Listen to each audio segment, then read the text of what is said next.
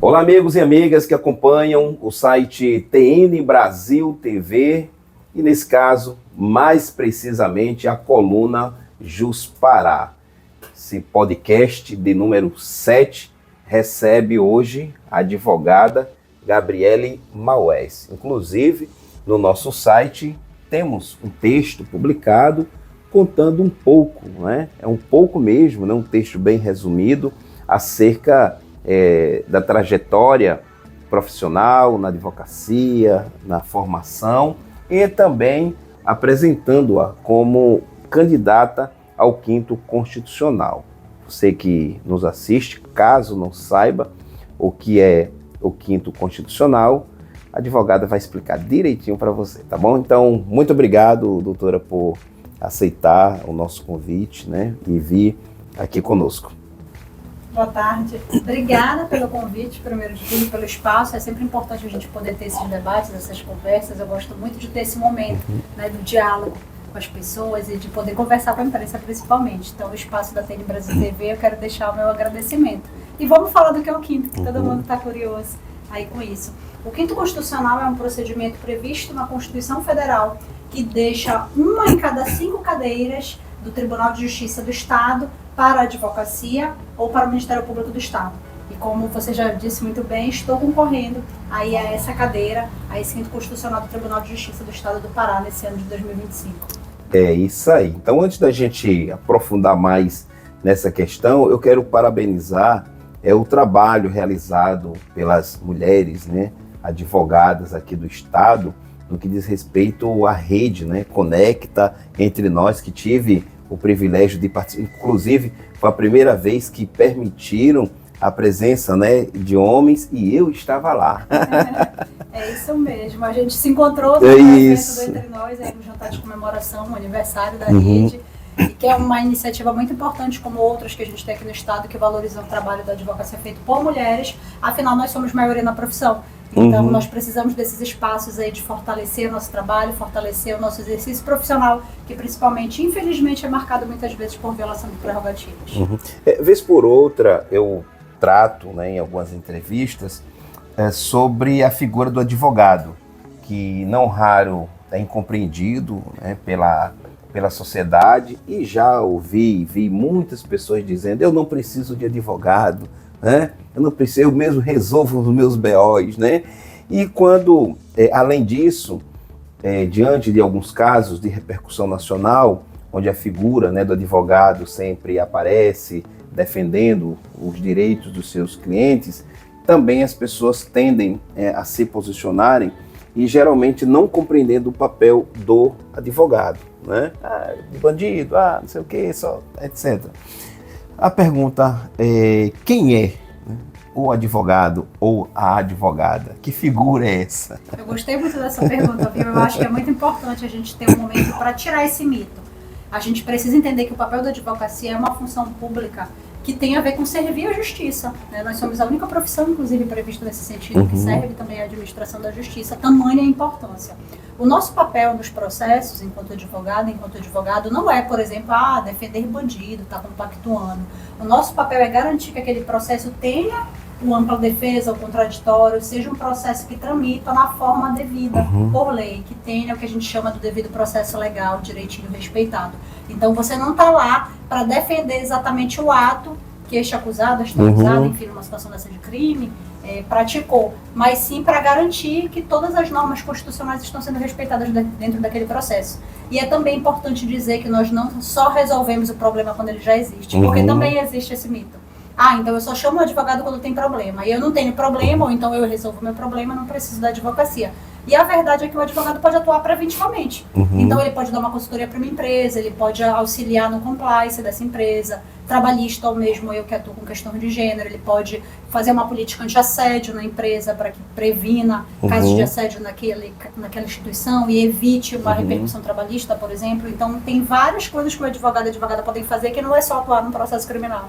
Ou seja, pode prever atitudes necessárias para evitar um problema lá na frente. Em períodos eleitorais, principalmente no último agora, eu né, aconselhei alguns, olha, procuram, o partido tem advogado, mas ele não vai conseguir, tu sabe que não vai conseguir, então procura uma assessoria, um advogado, etc. Não, sei o que, pronto. Fez tudo do jeito que quis.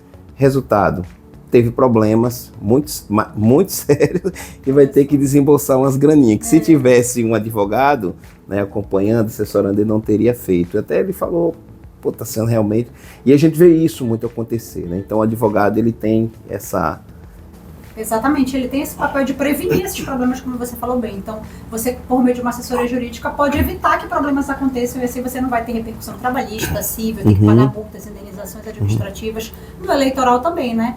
Esse advogado vai te assessorar e indicar exatamente como você deve agir dentro da lei para que você não tenha nenhum problema com a sua candidatura. Ok, para a gente contextualizar melhor a entrevistada com o nosso público, que inclusive não é só do Pará, é de diversos estados, né, da federação, recebemos também muitos comentários, né, dos Estados Unidos, de El Salvador, Holanda, muitos países. Então, advogada, paraense, torcedora do Paysandu e do Vasco. Do Paysandu, eu sou torcedora do Paysandu, particularmente não torço para outros times, confesso. Eu tenho acertado um pouco nessa jogada, sabe? Porque se o entrevistado pelo menos disser que é torcedor do Vasco, eu já saio muito feliz, né? Mas o Paysandu tá valendo. Mas também não tenho nada contra o Vasco, eu não tenho outro time, meu time do coração é o Paysandu, aquele estado mesmo. Então, nasceu aqui no estado do Pará, em Belém, seus pais? Na verdade, eu nasci em Manaus. A família da minha mãe é da cidade de Alenquer, né, no Baixo Amazonas. Geograficamente é mais próximo de Manaus, então na época a minha família residia em Alenquer e ela acabou tendo o parto, né, esse momento aí da cirurgia para o nascimento lá em Manaus. Mas eu nunca vivi em Manaus, inclusive eu só conheci Manaus em 2024, eu sequer conheci a cidade. Então realmente eu me considero paraense, assim, sou uma apaixonada pelo Pará e pela nossa cultura. Eu que moro no Pará desde 2012, já me considero um alagoano paraense, imagina. Né? Com relação à sua peregrinação, né, na advocacia, já, né, é sabido, mas depois a advogada explica melhor, praticamente, né, 16 anos na advocacia, mas como é que surgiu esse interesse, né, pela advocacia, como foi o teu período de preparação para se tornar uma advogada, né, o estudo, etc. Olha, eu vou ser bem honesta, quando eu entrei na universidade, o meu plano era fazer concurso público. E aí, quando eu concluí a graduação, bacharelado em Direito, me formei, eu cheguei a prestar concurso, cheguei a estudar um tempinho para concurso, mas não demorou muito, eu tirei a carteira da OAB e eu fui advogar, contratada no escritório, e aí um escritório que militava principalmente com previdenciário e trabalhista. E naquela ocasião eu descobri que eu queria advogar mesmo, que era isso que eu queria fazer. Eu não tinha tido a experiência efetivamente de advogar nos estágios, então eu entendi que era um caminho muito bonito, apesar de muito árduo, muito difícil. É um caminho muito bonito que a gente pode, né, percorrer aí como advogado, como profissional da área do direito. Então, desisti de concurso, não quis mais saber disso e fui atuar mesmo na advocacia. Eu tive experiências em escritórios, trabalhei também com contencioso de massa, né, que é uma tarefa bem difícil, mas que nos capacita muito, nos qualifica muito. Administrei equipes com mais de 10 advogados, diversos estagiários, trabalhando para bancos, para concessionária de energia. Então foi uma experiência bem rica, que me deu assim, muito know-how também de gestão de escritório, me ajuda muito na minha profissão. Praticamente 16 anos, né, de militância, de trabalho, sem dúvida uma advogada conceituada, respeitada, não é à toa, não é sem razão que disputa, né, a vaga ao 5º Constitucional.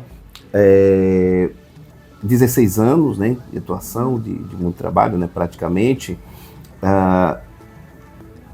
Hoje a gente se depara, porque assim, há um lado bom, né, no que diz respeito ao número de pessoas interessadas em estudar direito, e muitas delas, ou a maioria delas, desejarem ser advogados ou advogadas. Entretanto, à medida, né, que a gente vai conversando, etc. tal, existem algumas visões, né, ou cosmovisões deslumbrantes, né, de que assim, a advocacia entrou, já vai ficar rico, né, todo final do mês é uma causa de 1,5 milhão, essas coisas assim, ou seja, é só glória, é só bênção. E não é bem assim, né, esses seus 16 anos teve muitos perrengues, muitos momentos difíceis também, né? É isso mesmo. Quem dera que fosse isso agora, né? Eu acho que isso não é uma questão de nenhuma profissão específica, mas na advocacia a gente tem isso. A nossa profissão, ela ainda é muito associada à imagem. E isso faz com que muitas vezes as pessoas, por uma imagem, façam, né, uma determinada concepção da advocacia que não é a realidade. Os processos são morosos, a gente tem desafios dentro do judiciário, a gente tem desafios às vezes com os próprios clientes, né, para manejar, para conduzir essa relação. E aí eu acredito que a gente precisa ter muita inteligência emocional, porque a gente atua, trabalha administrando o problema alheio, muitas vezes, e a frustração e expectativa dos outros, e com prazos. Então, não é uma coisa simples e não é só glória. A gente precisa de muito, inclusive para a gente às vezes se encontrar profissionalmente. Eu advogo todo esse tempo e nos últimos anos que eu comecei a intensificar meus estudos para questões de direito das mulheres, de gênero, de direitos humanos, e aí consegui encontrar um caminho profissional que me satisfaz não só financeiramente, como pessoalmente. Uma área que eu gosto de trabalhar, que hoje é especificamente voltada com o direito das mulheres e grupos vulnerabilizados. Para ser um bom advogado, uma boa advogada, é preciso, além da capacidade intelectual, do conhecimento, né, da cultura, né, vasta, do domínio ali, da especialidade, é preciso também ser muito inteligente mentalmente, né, ser maduro, justamente para compreender esses momentos difíceis do processo, né, da caminhada, né? Com certeza, é por isso que eu falei da inteligência emocional. Eu entendo que é um recurso muito importante que a gente precisa enquanto advocacia, porque a nossa profissão é estressante. Lidar com prazos, lidar com os problemas alheios, ter que administrar, né, essa expectativa que o cliente tem de resolver a demanda, de como será resolvida, quanto tempo vai demorar para ser resolvida. Então, de fato, essa inteligência emocional é uma coisa para além da inteligência técnica que é importante para a nossa atuação. Certo. A advogada é especialista na área dos direitos das mulheres, né? Isso mesmo. Eu já tenho uma pós-graduação, estou na segunda pós-graduação voltada para esse tema, atuando com gênero e direito das mulheres e me qualificando para prestar esse serviço numa atuação com perspectiva de gênero, que é fundamental para a gente falar desse tipo de caso. A pergunta é simples, mas ela é importante. Por que tanto interesse hoje, tanta mobilização, né, das mulheres, no caso advogadas, tratar desse assunto, tanto da mulher advogada como também das mulheres no geral? Eu penso que a gente tem uma sociedade hoje com números alarmantes de violência, né, de gênero contra a mulher. Não é de hoje, mas a gente vê cada vez mais crescer. E eu acho que isso gera um movimento das mulheres de querer entender seus direitos, o que elas podem fazer, como prevenir, como enfrentar essa violência. Isso me motiva, por exemplo, como profissional, e eu entendo que também acaba mobilizando outras colegas para que desejem atuar com esse ramo. Só voltando um pouco, com relação à imagem, né, do advogado, a imagem, né, do juiz, mas depois vamos deixar o juiz, o juiz de lado, com relação à imagem do advogado. A sociedade, né, como eu já falei, às vezes só compreende o papel do advogado quando o cidadão tem um problema que ele precisa do advogado. Ele compreende, entendeu? A questão dos direitos humanos. Só defende bandido, quanto à nossa situação aí, cadê os 10 bandos? Recorrem. Para advogada, a advocacia, por algum momento, né, da história, deixou de se conectar melhor com a sociedade? Essa é uma pergunta interessante. Na verdade, às vezes a gente tem momentos sociais que eu acho que não são favoráveis para esse diálogo. Sim. E aí a gente tem o trabalho institucional, por exemplo, da própria OAB, que é uma forma também da gente traduzir para a classe e para a sociedade o que a advocacia pode fazer. Porque nós também temos uma função social. Sim. Então, para além de atuar num processo específico defendendo o interesse da minha cliente, né, aquela cliente em específico, individual, nós também, enquanto advocacia, temos esse dever social de atuar para a sociedade, como representante da sociedade civil, fazendo defesa da democracia, dos direitos humanos, fazendo a defesa da justiça social. Então, eu acredito que falta, muitas vezes, fortalecer esse diálogo. E tem momentos históricos que não são favoráveis para isso. Sim. Mas eu entendo que hoje a gente está num momento, inclusive, particularmente favorável para a gente fazer esse debate e essa ponte de diálogo que é tão importante. Voltando a algumas casas, com relação às mulheres, ainda preocupa muito a violência que as mulheres sofrem, independente, inclusive, de cargo. Acho que foi 2 dias atrás, o ex-marido foi matar a esposa, né, a ex-esposa dentro do salão. ainda disparou, mas ela conseguiu lá se desvencilhar e correu. Aí, como o homem era muito forte, não conseguiu, né, sair, bateu, caiu, foi a sorte dela, ela conseguiu sair com vida. Também esses dias, uma influencer, né, digital americana, inclusive foi publicado no nosso site, no momento em que ela gravava um vídeo, ela também foi assassinada. Ainda preocupa os casos de violência, né? Sem dúvida, nós temos dados, infelizmente, alarmantes. Mas, por um lado, a gente está falando mais disso. Sim. Então, apesar da gente seguir com os números, eu penso também que a gente está num momento de maior conscientização das mulheres, dos direitos delas e de conscientização da sociedade como um todo, para ver o quanto é um problema real, né, é um problema efetivo que a gente precisa trabalhar e enfrentar enquanto sociedade, de forma coletiva, porque uma pessoa sozinha não vai resolver essa questão tão complexa. As mulheres precisam apoiar mais as causas, né, das mulheres, as causas femininas. Eu faço essa pergunta porque, sim, como cidadão, mas principalmente jornalista, a gente, né, percebe as coisas, né?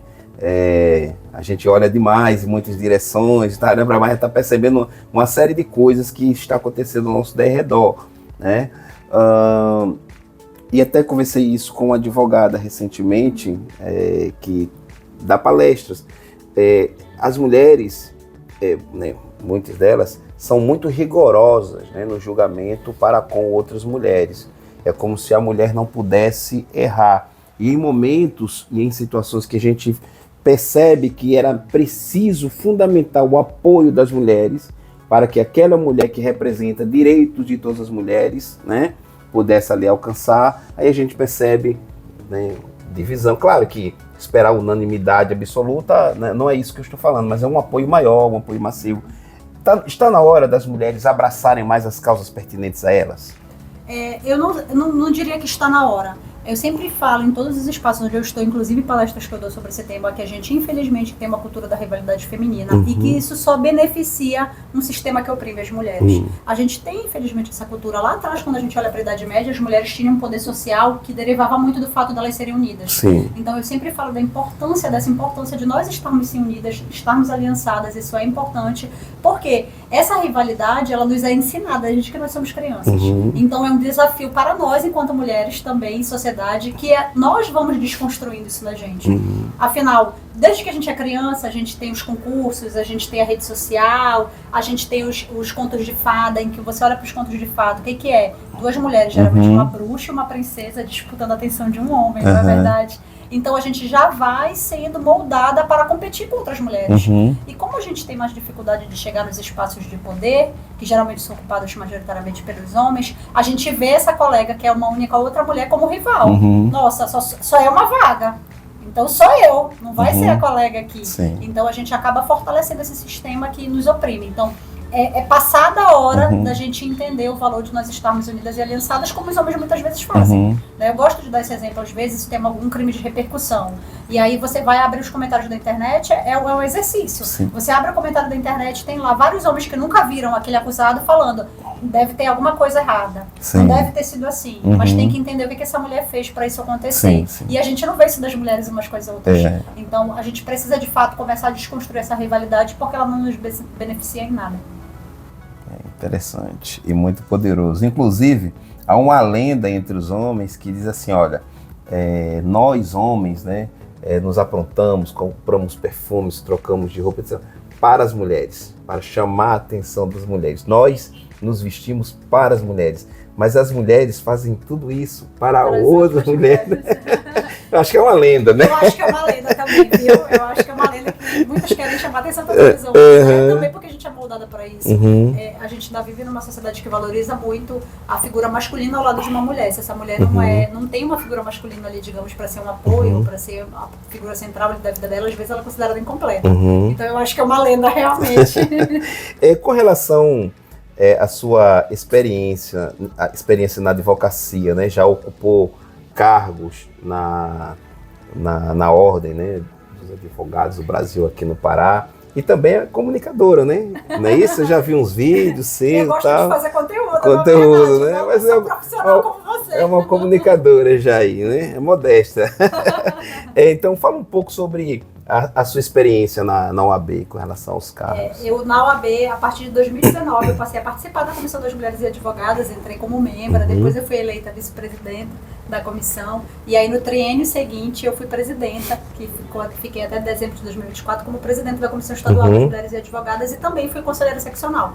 Foi uma experiência incrível, muito rica, uma experiência que me proporcionou um outro patamar profissional no sentido de entender a força da OAB, que é a força de uma instituição centenária e uma força que é coletiva. Certo. Então, como eu disse, o que eu consigo fazer num processo para uma cliente individual, a OAB pode fazer muito mais por várias mulheres de uma vez só. Sim. Então, essa atuação me colocou com uma outra visão institucional e profissional que me ajuda muito na minha atuação hoje em dia na advocacia, sem dúvida. Essa experiência adquirida ao seu julgamento também te credibiliza para disputar o cargo? Com certeza. Ela, inclusive, foi um pontapé para isso.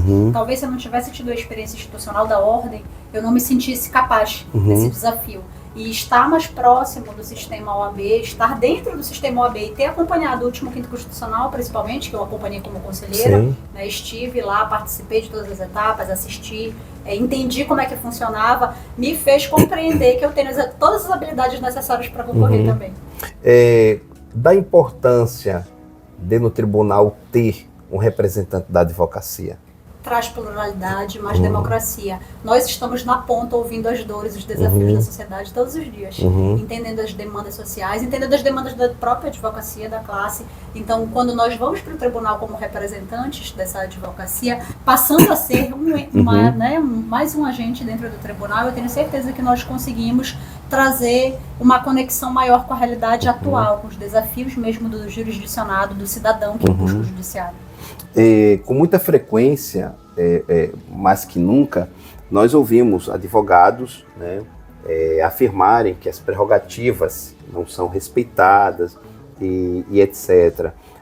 Um juiz oriundo, né, da advocacia, porque as prerrogativas de um advogado também podem ser violadas por um magistrado, né? A gente vê isso o tempo todo dos advogados, né, reclamando, né? Vindo da advocacia, consegue de alguma forma ler melhor, compreender melhor? Com certeza. Começa que você sendo advogada, você conhece suas prerrogativas. Quando você é oriundo da magistratura diretamente, não é que não vai conhecer, até estuda, mas não vai ser com atenção, porque você não vai utilizar no dia a dia toda hora como a advocacia está utilizando. Quando você falou de violação, a gente tem um exemplo aqui recente, gravíssimo, no Tribunal Trabalhista, na época eu estava presidente, inclusive, da Comissão das Mulheres e Advogadas, de uma colega que ia ter o parto no dia, né, e não conseguiu o adiamento da sessão para fazer a sustentação oral. Então, são desafios que a gente enfrenta enquanto advocacia, que obviamente a gente espera que, estando no tribunal, nós vamos ter um outro olhar de compreender a necessidade de respeito a essas prerrogativas e de promover um diálogo com a advocacia que não seja, assim, esse diálogo hostil, digamos assim, né, que não tenha essa hostilidade. Não é casca de banana, mas ainda voltando à questão das prerrogativas, né? Para defender as prerrogativas ou fazê-la, né, de fato ser respeitada, é preciso ao advogado ou a advogada ser brigona? Não, de maneira alguma. Na verdade, é até importante dizer sobre as prerrogativas que muitas pessoas não sabem o que é e acham que é um privilégio. Mas por que advogada tem prerrogativa? Por que ele tem esse privilégio? Na verdade, a prerrogativa serve justamente como um direito básico para que a gente possa estar em condição igualitária ao juiz, ao promotor do processo. Então, é justamente para entender que não existe uma hierarquia. A lei já diz isso. Então, o advogado não é menos importante que o juiz, não é menos importante que o promotor ali. Ele é igual a todos. E a prerrogativa serve para isso, serve para a gente garantir que a gente está nessa condição. E aí não tem a ver com ser brigão, mas muitas vezes a gente é exigido de nós que a gente se posicione para que aquela violação não aconteça ou não persista. Certo. Então, às vezes não é questão nem de brigar, é questão de poder se posicionar para que aquela violação cesse, sem precisar recorrer a outros meios, a judicializar, enfim, resolver ali naquele momento. Esses dias eu fiz pergunta, né, alguns advogados que almejam, né, ser um juiz, uma juíza lá no futuro, porque eu comecei a ler um texto, né, recente, escrito por um autor italiano, e foi traduzido agora, disponibilizado aqui no Brasil. Eu estava procurando ele está aqui. Os juízes vistos por nós, os advogados. Piero Calamandrei, é bem conhecido o indivíduo. Como é mesmo que os advogados veem os juízes? Olha, eu acredito que a gente precisa parar com a ideia de inimigo. Ninguém é inimigo. Nós todos buscamos, na verdade, o mesmo fim, que é uma verdade real ali dentro daquele processo para garantia de um direito. E aí, claro, dependendo da parte que você estiver representando, você vai usar uma argumentação. Se você estiver representando outra parte, você vai usar outra, faz parte. Mas o fim de todos é a justiça. Então, eu acredito que não existe essa visão de inimigos, mas uma visão de todo mundo cooperando para encontrar essa finalidade, que é a finalidade da justiça. Certo, ok. No momento, essa corrida, né, ao quinto constitucional, essa vaga, ela ainda será, já houve a inscrição, deferimentos, indeferimentos, agora está naquela fase de impugnação, né, tem acontecido algumas coisas aí nos bastidores, e assim, a TN Brasil TV, a gente procura ser muito cuidadoso, sabe? Mesmo a gente tendo informações, mas a gente prefere, em alguns casos, não, fulano foi impugnado, não, tem coisas que a gente prefere deixar, né, se resolver para depois passar realmente a lista de quem vai disputar. Vai haver a sabatina, não é isso? Isso, vai haver a arguição, é uma etapa obrigatória, e é a partir dela que nós vamos formar uma lista com 12 candidatos, sendo 6 mulheres, 6 homens, respeitada a cota racial, para que seja submetida à votação da classe. Da classe, né? E após isso, a classe vai escolher, aí explica pra gente esse outro momento. Aí, passada essa fase da arguição, da sabatina, em que vão ser ouvidos todos os candidatos e todas as candidatas, nós vamos para a fase de votação pela advocacia. Então, todo advogado e advogada vai poder votar em 3 candidatas e 3 candidatos, também respeitando a cota racial, para formar o que a gente chama de lista sextupla, uma lista com 6 pessoas que vai ser encaminhada ao Tribunal de Justiça do Estado. Então, sim, em tese, né, levando em consideração o que exige a OAB, né, todo esse processo para ser desembargador ou não, para concorrer ou não, então, assim, em tese, todos estão academicamente, né, com relação ao tempo de serviços, né, de militância, etc. Tal, estão aptos, né? Mas quais são os outros elementos que a doutora entende que um futuro juiz, né, precisa ter já agora? Eu entendo que a capacidade de diálogo é uma coisa muito importante. Porque, como você falou, a gente vai trazer o olhar da advocacia para dentro do tribunal. Então, eu não sou mais advocacia. Eu passo a ser uma integrante do tribunal, passo a ser uma desembargadora, mas eu sou um elo importante de diálogo com meus pares no tribunal.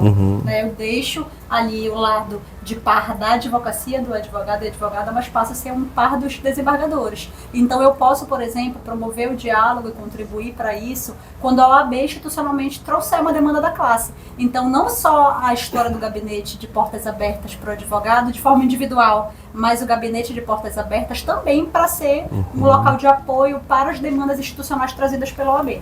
Então, eu acredito que a capacidade de diálogo para equalizar a demanda da advocacia, que muitas vezes conflita assim com os interesses do tribunal, ela é fundamental para a pessoa ocupar esse cargo. Hoje nós falamos muito sobre a questão, né, do humanismo, né, não do humanismo lá do século, né, 16, etc. Tal.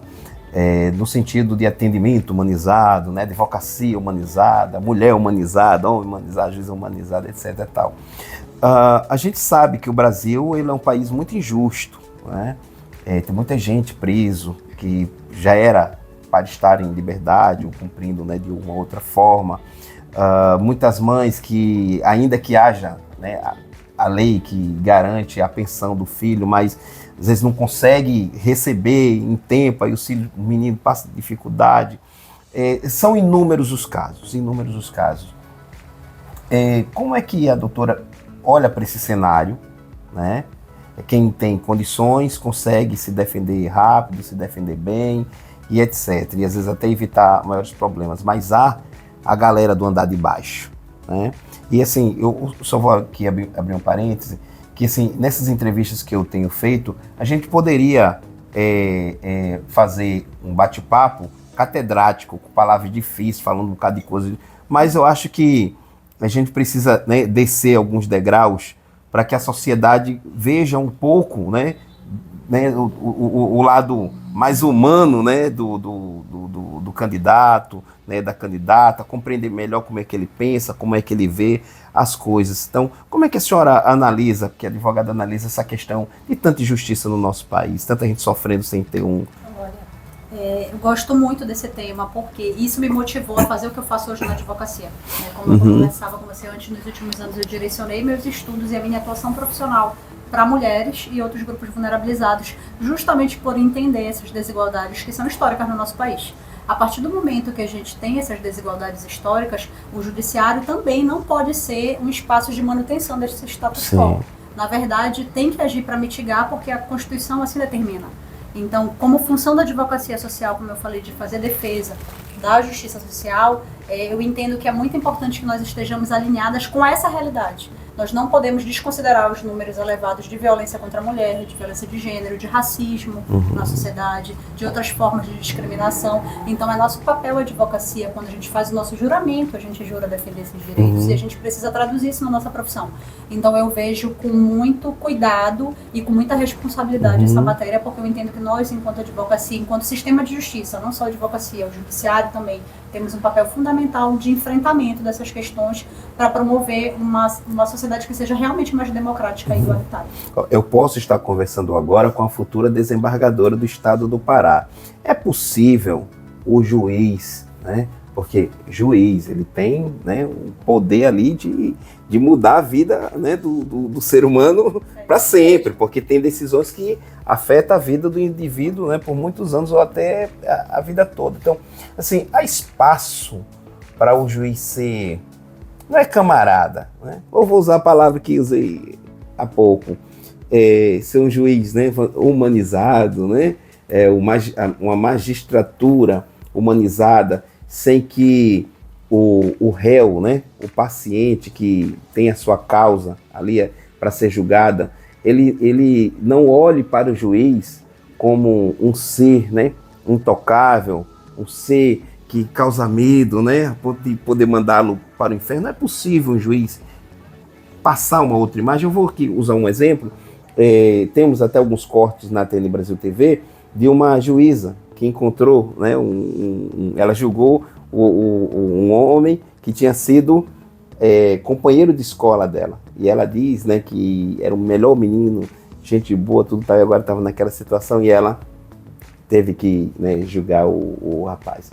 E outros casos, onde juízes dando sentença, porque está cumprindo a lei, né, mas nos Estados Unidos para que tem umas brechinhas para amenizar para lá, aquela coisa tal, mas fazer cumprir a lei. Mas a gente vê que há uma coisa diferente naquele juiz, entendeu? Que a gente vê um lado humano dele, um lado maravilhoso, que deveria estar presente em todos. É possível, e se caso a senhora for a futura desembargadora do Pará, vai ser humana ou não? Olha, eu considero que já é uma marca. Eu acho que humano, como você falou, todos nós devemos ser. Mas eu penso que a gente, como sociedade, como indivíduo, tá, para além de advogada, para além de uma futura desembargadora, assim espero, manter esse lado que é um lado que preza pela democracia. Isso não tem a ver com favorecimento de pessoas, isso tem a ver com reconhecer as desigualdades, como eu falei, históricas, como você citou, da nossa sociedade, e agir para mitigar isso. E o próprio CNJ está atento a isso, o próprio CNJ deseja que o judiciário seja essa porta de entrada que acolhe ao cidadão, a cidadã que busca uma garantia de direito. E como ele faz isso, por exemplo, hoje nós temos protocolo para julgamento com perspectiva de gênero, protocolo para julgamento com perspectiva de raça, que são documentos obrigatórios que vinculam magistrados e magistradas para que eles observem essas desigualdades. E aí é importante dizer, eu sempre repito, esses dias mesmo eu postei um vídeo falando disso na internet, como você comentou dos conteúdos, é que eu dizia isso, não é para favorecer as mulheres, ou não é para favorecer as pessoas negras. Qual é o objetivo? É que dentro do processo não aconteça desigualdade. Sim. Porque, infelizmente, como você citou, muitas vezes a gente vê o judiciário agindo para manter esse status quo. Então, esses protocolos servem como orientação para que no processo essas desigualdades não apareçam, ou se aparecerem, sejam evitadas, sejam mitigadas, sejam reduzidas. Então, eu creio que é perfeitamente possível, eu creio que existe um movimento, sim, do judiciário nesse sentido, que está interessado em ultrapassar, digamos, essa figura mítica do juiz intocável, do desembargador intocável, que está ali só para condenar, ou só para prejudicar, ou só para ser uma figura difícil, inacessível. Eu entendo que a gente está chegando no outro momento e que a gente tem muitas novas possibilidades e uma preocupação do próprio judiciário em não ser dessa forma. Ou seja, embora a vida de um profissional que passa a ser, né, juiz mude naturalmente, porque agora é uma outra posição, ele precisa ter mais cuidados com as conversas, com os telefonemas, com a postura, ou seja, passa a ser mais discreta, mas é possível ter esses elementos que a gente falou, né? Com certeza, nós continuamos sendo pessoas. E pessoas precisam olhar, escutar, ter atenção com as outras pessoas, dialogar com as outras pessoas e entender essas demandas, que são demandas que existem, que são uma realidade e que nós temos um papel, como você falou, fundamental de poder coibir esse tipo de situação. Então, uma das minhas propostas é justamente nessa linha de ter uma atuação judicial que seja firme contra qualquer prática discriminatória, porque esse é um valor muito caro para mim da minha atuação profissional. Para a gente concluir, ainda tenho 2 perguntinhas, né? É uma pergunta já de praxe, mas eu preciso ouvir a sua resposta. Considera-se mentalmente, intelectualmente e no quesito experiência preparada para assumir um cargo de tão grande importância? Com certeza. Como eu tenho dito, apesar de algumas pessoas terem ficado surpresas com a minha candidatura, eu entendo que a minha vivência profissional, aliada à experiência que eu tive na ordem, me qualificou para isso. Me permitiu escutar as demandas da classe, estar ali ativa na advocacia no dia a dia, porque eu sou uma advogada atuante. Ontem eu fazia uma audiência, hoje eu estava com um cliente mais cedo. Então é da minha prática no dia a dia. Eu estou na profissão ouvindo os desafios das pessoas, ouvi os desafios da classe enquanto estive na OAB.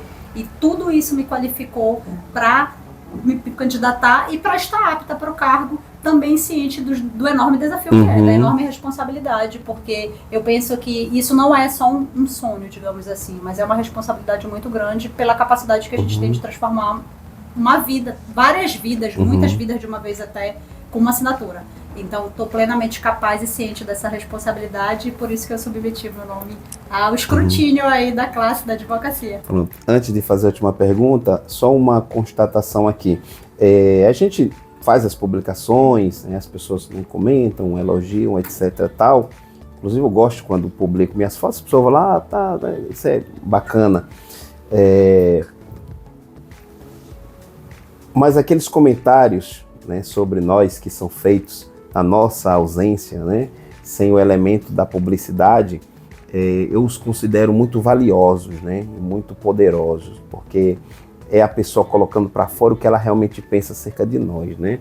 E uma coisa assim interessante, assim, eu não sou de passar pano para ninguém, né? Se falasse mal, não ia dizer, ia falar de outra coisa. Mas tanto no evento e em todos os lugares que eu caminho, que quando o seu nome é mencionado, tanto candidatos e candidatas, de uma forma assim, muito respeitosa, né, e carinhosa, falam, né, do seu nome. E advogadas e advogados que não vão, né, não estão concorrendo, também falam com muito carinho. E no local que eu estive essa semana agora, então o jornalista escuta muito bem, né? Aí a gente ouviu lá umas fofoquinhas, né? E o seu nome, o nome de mais duas personalidades foram mencionados e falaram, né, com muito respeito, com muito carinho, né, sobre você. Disseram, esse comentário é verdadeiro, que ela não está aqui. Então isso é muito bom, né? Sem dúvida. Eu fico muito feliz de ouvir isso. Como eu disse, assim, eu tenho esse perfil diplomático, digamos assim, é da minha natureza, realmente. Eu trouxe isso para minha profissão.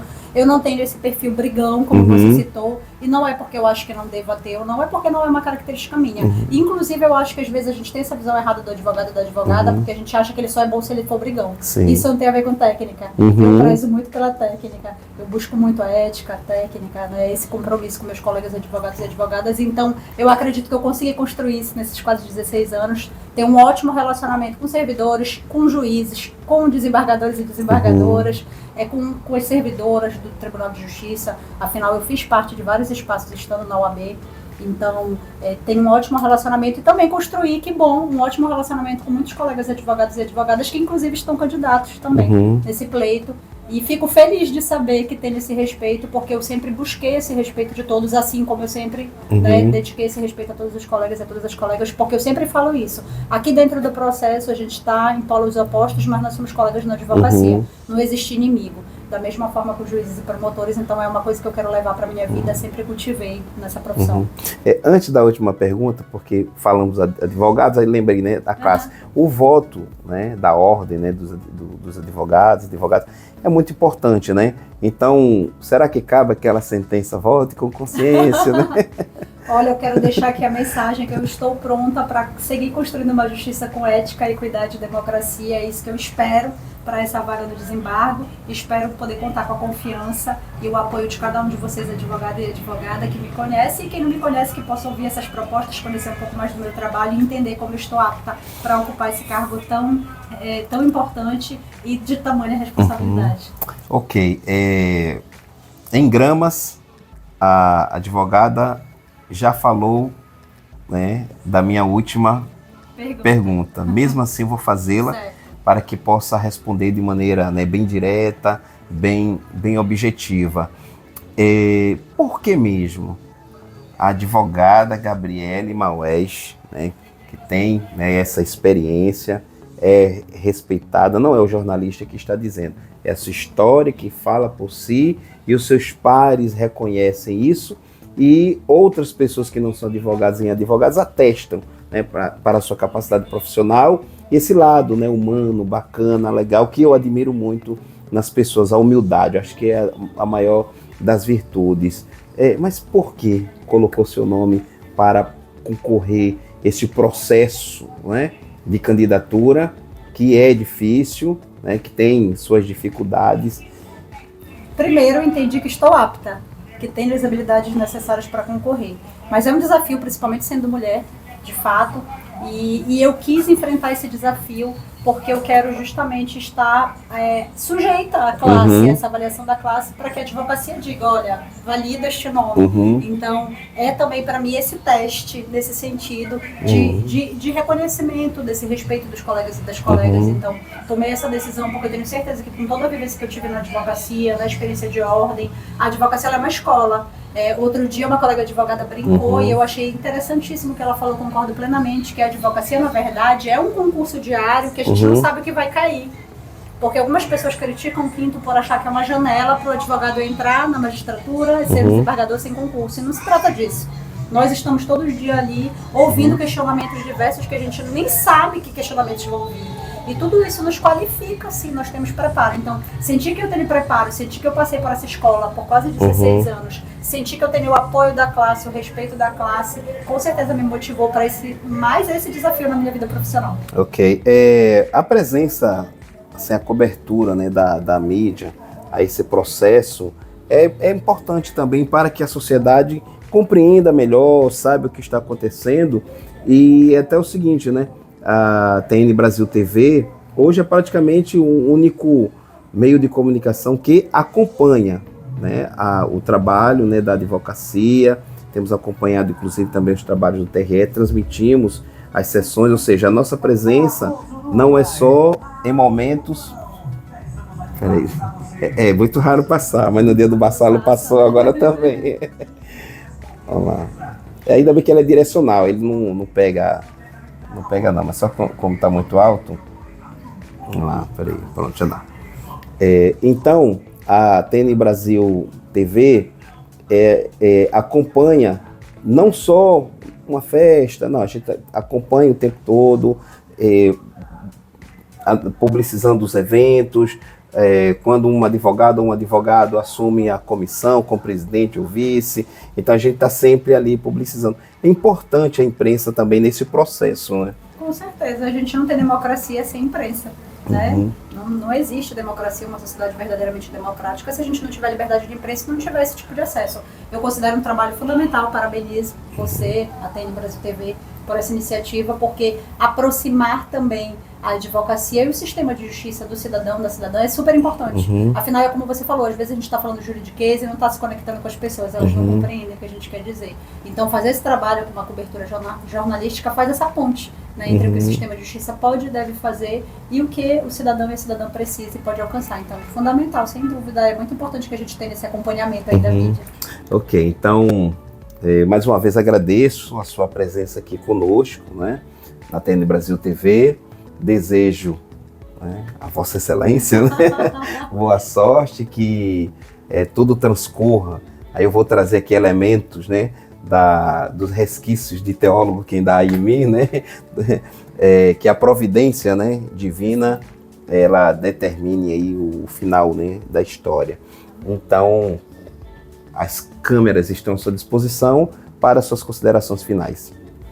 Obrigada mais uma vez pela oportunidade. Estou aqui colocando meu nome, Gabriele Maués, advogada há quase 16 anos, tendo essa experiência única, essa escola que é a advocacia e também a experiência institucional da Ordem, como presidente da Comissão das Mulheres Advogadas e como conselheira seccional para o 5º Constitucional do Tribunal de Justiça do Estado do Pará. Tenho certeza que compõe todas as habilidades necessárias para concorrer a esse cargo, para participar, e quero contar com a confiança e o voto de cada um de vocês, da advocacia, advogados e advogadas, porque eu tenho certeza que eu posso levar essa ética, essa democracia, essa equidade que são marca do meu trabalho também para o Tribunal de Justiça do Estado. Muito obrigada. Isso aí, muito obrigado. Um grande abraço a todos vocês e até o nosso próximo encontro. Tchau.